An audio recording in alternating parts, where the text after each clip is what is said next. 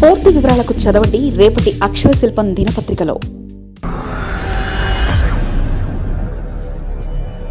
తెలుగునాట జరిగినట్లు తమిళనాడులో జరిగిన ఇద్దరు అగ్రనేతలు, వేర్వేరు పంథాలు.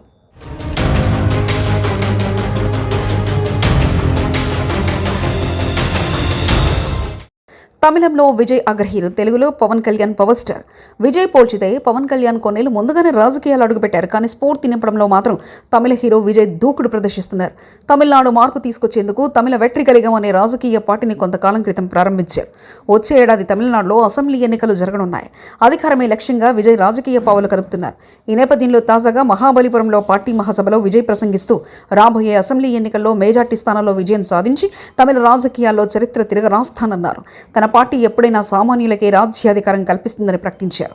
డీఎంకే పాలనలో అవినీతి అక్రమాలు జరుగుతున్నా కేంద్ర ప్రభుత్వం చోద్యం చూస్తుందని దుయ్యబట్టారు. డీఎంకే బీజేపీ లోపాయికారి ఒప్పందం చేసుకున్నాయని విరుచుకుపడ్డారు. ఇదే పవన్ కళ్యాణ్ను తీసుకుంటే 2014 ఎన్నికల ముందు జనసేన పార్టీని అట్టహాసంగా ప్రారంభించారు. ఆ తర్వాత ఎన్నికల్లో పాల్గొనకుండా టీడీపీ బీజేపీ కూటమికి మద్దతు పలికారు.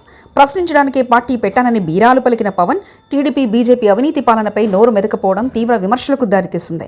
ఆ తర్వాత 2019 ఎన్నికల్లో వామపక్షాలు బీఎస్పీతో పొత్తు పెట్టుకుని చివరికి తాను పోటీ చేసిన 2 చోట్ల ఓడిపోయారు.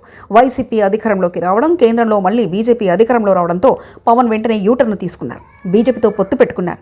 2024 ఎన్నికల్లో కూటమి ఏర్పడడానికి తాను బీజేపీ పెద్దలతో తిట్లు తినాల్సి వచ్చిందని బహిరంగ సభల్లో పవన్ చెప్పిన సంగతి తెలిసిందే.